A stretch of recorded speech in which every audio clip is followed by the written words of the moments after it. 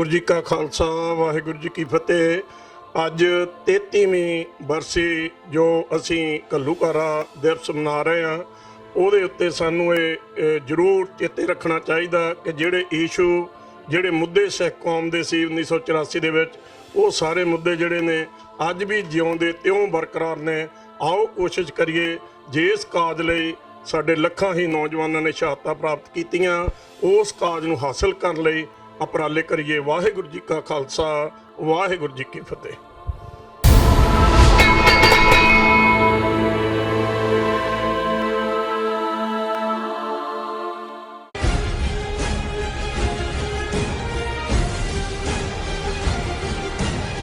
ਦਰਸ਼ਕੋ, break ਤੋਂ ਬਾਅਦ ਤੁਹਾਡਾ ਸਭ ਦਾ ਨਿੱਘਾ ਸਵਾਗਤ ਹੈ। ਜੋ ਅੱਜ ਦਾ ਥਰਡ ਵਾਲਾ ਇਸ਼ੂ ਸੀ ਇਹ ਸੀ ਕਿ ਪਾਕਿਸਤਾਨ ਨੇ ਅਮਿਤ ਸ਼ਾਹ ਦੀ ਠੇਰਤਾ ਦਿੱਤਾ ਜਵਾਬ 27 ਫਰਵਰੀ ਯਾਦ ਹੈ। ਇਸ ਉੱਪਰ ਡਾਕਟਰ ਸਾਹਿਬ ਨੇ ਆਪਣੇ ਵਿਚਾਰ ਦਿੱਤੇ। ਸੋ ਹੁਣ ਆਪਾਂ ਗੁਰਮਤ ਵਿਚਾਰਾਂ, ਗੁਰਬਾਣੀ ਵਿਚਾਰਾਂ, ਇਸ ਉੱਪਰ ਆਪਾਂ ਡਾਕਟਰ ਸਾਹਿਬ ਦੇ ਉਹਨਾਂ ਦੇ ਵਿਚਾਰ ਸੁਣਦੇ ਹਾਂ। ਜੀ ਡਾਕਟਰ ਸਾਹਿਬ, ਕੀ ਕਹਿਣਾ ਚਾਹੋਗੇ? ਦੇਖੋ, ਜੀਵਨ ਦੇ ਅੰਦਰ ਅਲਟੀਮੇਟ ਰੂਹਾਨੀਅਤ ਜਿਹੜੀ ਕੋਈ ਬਾਹਰੋਂ ਨਹੀਂ ਆਉਂਦੀ, ਸਾਡੇ ਅੰਦਰ ਪਈ ਹੋਈ ਹੈ। ਅਕਸਰ ਮੈਂ ਇਹ ਫਰਮਾਨ ਗੁਰਬਾਣੀ ਦਾ ਦੁਹਰਾਉਂਦਾ ਕਿ ਜੋ ਬ੍ਰਹਮੰਡੇ ਸੋਈ ਪਿੰਡੇ, ਜੋ ਖੋਜੇ ਸੋ ਪਾਏ। ਕਿ ਜੋ ਵੀ ਸਾਰੇ ਬ੍ਰਹਿਮੰਡ ਦੇ ਵਿੱਚ ਹੈ, ਯੂਨੀਵਰਸ ਦੇ ਵਿੱਚ ਹੈ, ਸਾਰੇ ਕਾਸਮੋਸ ਦੇ ਵਿੱਚ ਹੈ, ਸਾਰੀ ਕਾਇਨਾਤ ਦੇ ਵਿੱਚ ਹੈ, ਉਹ ਸਾਡੇ ਪਿੰਡੇ 'ਚ ਹੈ, ਸਾਡੀ ਬਾਡੀ 'ਚ ਹੈ। ਸਿਰਫ ਸਾਨੂੰ ਡਾਈਵ ਡੀਪ ਕਰਨ ਦੀ ਲੋੜ ਹੈ।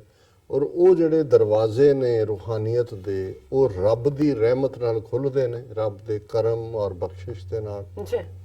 ਔਰ ਉਸ ਦੇ ਲਈ ਸਾਨੂੰ ਰੱਬ ਨੂੰ ਰਿਝਾਨ ਵੱਲ ਤੁਰਨਾ ਪੈਂਦਾ ਹੈ। ਔਰ ਰੱਬ ਰਿਝਦਾ ਹੈ ਸਿਰਫ ਤੇ ਸਿਰਫ ਪਿਆਰ ਨਾਲ।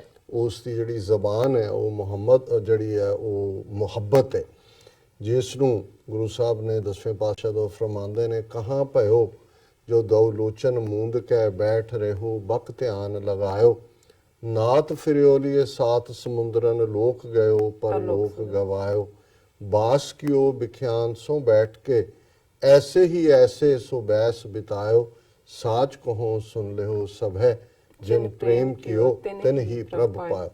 कि भाई तुसी ਜਿਹੜਾ ਇੱਕ ਬਗਲੇ ਦੀ ਤਰ੍ਹਾਂ ਸਮਾਧੀ ਲਾ ਲਓ, ਸਾਰੇ ਤੀਰਥਾਂ ਤੇ ਨਹਾਉਂਦੇ ਫਿਰੋ, ਸਾਰਾ ਦਿਨ ਲੈਕਚਰਬਾਜ਼ੀਆਂ ਕਰੀ ਜਾਓ, ਬਹਿਸ ਮੁਬਾਹਿਸਾ ਕਰੋ।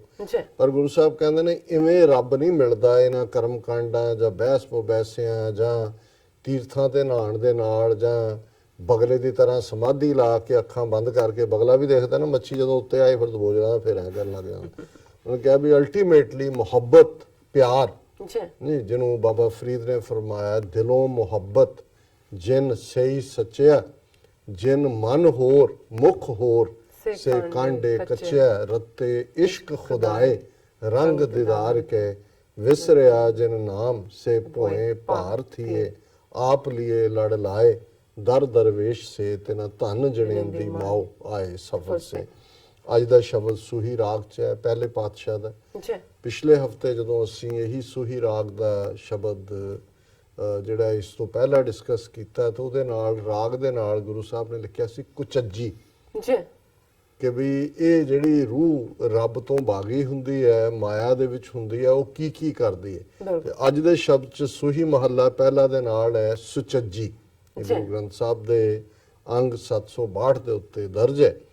ਔਰ ਇਹ ਸ਼ਬਦ ਹੈ, ਜਾ ਤੂੰ ਤਾ ਮੈਂ ਸਭ ਕੋ, ਤੂੰ ਸਾਹਿਬ ਮੇਰੀ ਰਾਸ ਜਿਓ, ਤੁਧ ਅੰਤਰ ਹੋਂ ਸੁਖ ਵਸਾਂ, ਤੂੰ ਅੰਤਰ ਸ਼ਾਬਾਸ਼ ਜਿਓ, ਭਾਣੈ ਤਖਤ ਵਡਾਈਆਂ, ਭਾਣੈ ਭੀਖ ਉਦਾਸ ਜਿਓ, ਭਾਣੈ ਥਲ ਸਿਰ ਸਰਵ ਹੈ, ਕਮਲ ਫੁੱਲੈ ਆਕਾਸ਼ ਜਿਓ, ਭਾਣੈ ਭਵਜਲ ਲੰਘੀਐ, ਭਾਣੈ ਮੰਝ ਭਰੀਆਸ ਜਿਓ, ਭਾਣੈ ਭਵਜਲ ਲੰਘੀਐ, ਭਾਣੈ ਮੰਝ ਭਰੀਆਸ ਜਿਓ, ਭਾਣੈ ਸੋ ਸ਼ੋ ਰੰਗਲਾ, ਸਿਫਤ ਰਤਾ ਗੁਣਤਾਸ ਜਿਓ, ਭਾਣੈ ਸ਼ੋ ਪਿਹਾਵਲਾ, ਹਉ ਆਵਣ ਜਾਣ ਮੁਯਾਸ ਜਿਓ, ਤੂੰ ਸ਼ੋ ਅਗਮ ਅਤੋਲਵਾ, ਹਉ ਕਹਿ ਕਹਿ ਟੈ ਪਈਆਸ ਜਿਓ, ਕਿਆ ਮੰਗੋ ਕਿਆ ਕਹਿ ਸੁਣੀ, ਮੈਂ ਦਰਸ਼ਨ ਭੂਖ ਪਿਆਸ ਜਿਓ, ਗੁਰ ਸ਼ਬਦੀ ਸੋ ਪਾਇਆ, ਸਚ ਨਾਨਕ ਕੀ ਅਰਦਾਸ ਜਿਓ।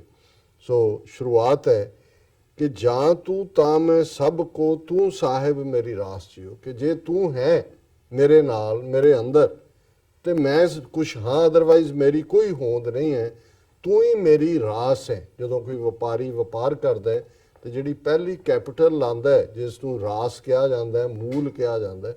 ਸੋ ਇੱਥੇ ਗੁਰੂ ਸਾਹਿਬ ਫਰਮਾਉਂਦੇ ਨੇ ਕਿ ਜੇ ਮੇਰੀ ਕੋਈ ਰਾਸ ਹੈ, ਮੇਰੀ ਇਨਵੈਸਟਮੈਂਟ ਹੈ, ਮੇਰੀ ਕੋਈ ਕੈਪੀਟਲ ਹੈ ਤੇ ਤੂੰ ਹੀ ਹੈ, ਤੇ ਜੇ ਤੂੰ ਮੇਰੇ ਅੰਦਰ ਹੈ ਤੇ ਹਉ ਸੁਖ ਵਸਾਂ, ਫਿਰ ਮੈਂ ਸੁਖੀ ਵਸਦਾ ਹੈ। ਤੂੰ ਅੰਤਰ ਸ਼ਾਬਾਸ਼, ਜੇ ਤੂੰ ਮੇਰੇ ਅੰਦਰ ਹੈ ਤੇ ਚਾਰ ਚੁਫੇਰਿਓਂ ਵਡਿਆਈ ਹੈ, ਸ਼ਾਬਾਸ਼ ਸ਼ਾਬਾਸ਼ ਬੱਲੇ ਬੱਲੇ।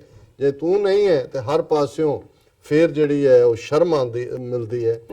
ਭਾਣੇ ਤਖਤ ਵਡਾਈਆਂ ਭਾਣੇ ਭੀਖ ਉਦਾਸ ਜੀਓ, ਕਿ ਤੇਰੇ ਹੱਥ 'ਚ ਹੈ, ਤੂੰ ਕਿਸੇ ਨੂੰ ਜੇ ਰਾਜ ਦੇ ਤਾਂ ਕਵਨ ਵਡਾਈ, ਜੇ ਭੀਖ ਮੰਗਾਵੇਂ ਤਾਂ ਕਿਆ ਘਟ ਜਾਏ। ਜੇ ਤੂੰ ਕਿਸੇ ਨੂੰ ਤਖਤ ਤੇ ਬਿਠਾ ਦੇ ਇਹ ਵੀ ਤੇਰੀ ਵਡਿਆਈ ਹੈ। ਭਾਣੇ ਭੀਖ ਉਦਾਸ ਜੀਓ, ਜੇ ਤੇਰਾ ਭਾਣਾ ਨਹੀਂ ਹੈ ਤਖਤ ਤੇ ਬਿਠਾਣ ਦਾ ਤਾਂ ਤੂੰ ਉਹੀ ਜਿਹੜੇ ਰਾਜੇ ਨੇ ਸੁਲਤਾਨਾ ਘਾਓ ਕਰਾਏਂਦਾ, ਦਰ ਮੰਗਣ ਭਿੱਖ ਨਾ ਪਾਏਂਦਾ, ਕਿ ਭਾਈ ਰਾਜੇ ਜਿਹੜੇ ਨੇ ਉਹ ਘਾਹ ਖਾਣ ਤੇ ਮਜਬੂਰ ਹੋ ਜਾਂਦੇ ਨੇ।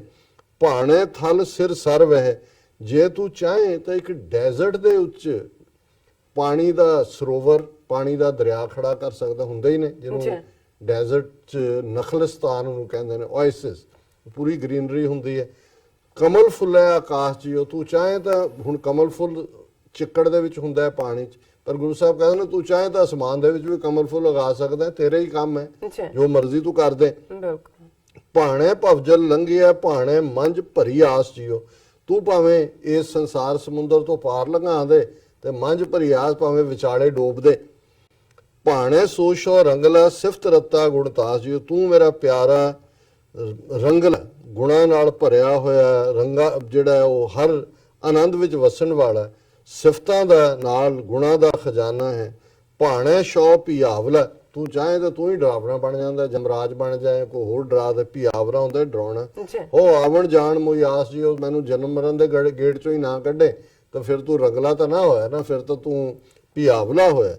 ਤੂੰ ਸ਼ੌ ਅਗਮ ਅਤੋਲਵਾ, ਹੇ ਵਾਹਿਗੁਰੂ, ਨਾ ਤੇਰਾ ਕੋਈ ਪਾਰਾਵਾਰ ਪਾ ਸਕਿਆ, ਨਾ ਤੈਨੂੰ ਕੋਈ ਦੱਸ ਸਕਿਆ ਤੇਰਾ ਕਿੰਨਾ ਭਾਰ ਹੈ। ਅਤੋਲਵਾ ਹੋਂ ਕਹਿ ਢਹਿ ਪਈ ਆਸ ਜੀ, ਮੈਂ ਕੀ ਤੇਰੇ ਗੁਣ ਕਹਿ ਸਕਦੀ ਹਾਂ, ਮੈਂ ਤਾਂ ਤੇਰੇ ਪੈਰਾਂ ਦੇ ਉੱਤੇ ਹੇ ਵਾਹਿਗੁਰੂ ਬਾਰ-ਬਾਰ ਤੇਰੇ ਅੱਗੇ ਆਪਣਾ ਸਿਰ ਰੱਖਦੀ ਹਾਂ।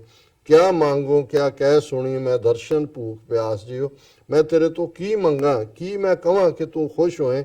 ਮੈਨੂੰ ਤਾਂ ਜੇ ਕੋਈ ਭੁੱਖ ਜਾਂ ਪਿਆਸ ਲੱਗਦੀ ਹੈ ਤਾਂ ਸਿਰਫ ਤੇ ਸਿਰਫ ਤੇਰੇ ਦਰਸ਼ਨਾਂ ਦੀ ਹੈ। ਇਹੀ ਤਾਂਗ ਹੈ ਕਿ ਤੂੰ ਮੈਨੂੰ ਆ ਕੇ ਮਿਲ। ਗੁਰ ਸ਼ਬਦੀ ਸ਼ੌ ਪਾਇਆ ਸੱਚ ਨਾਨਕ ਕੀ ਅਰਦਾਸ ਜੀਓ।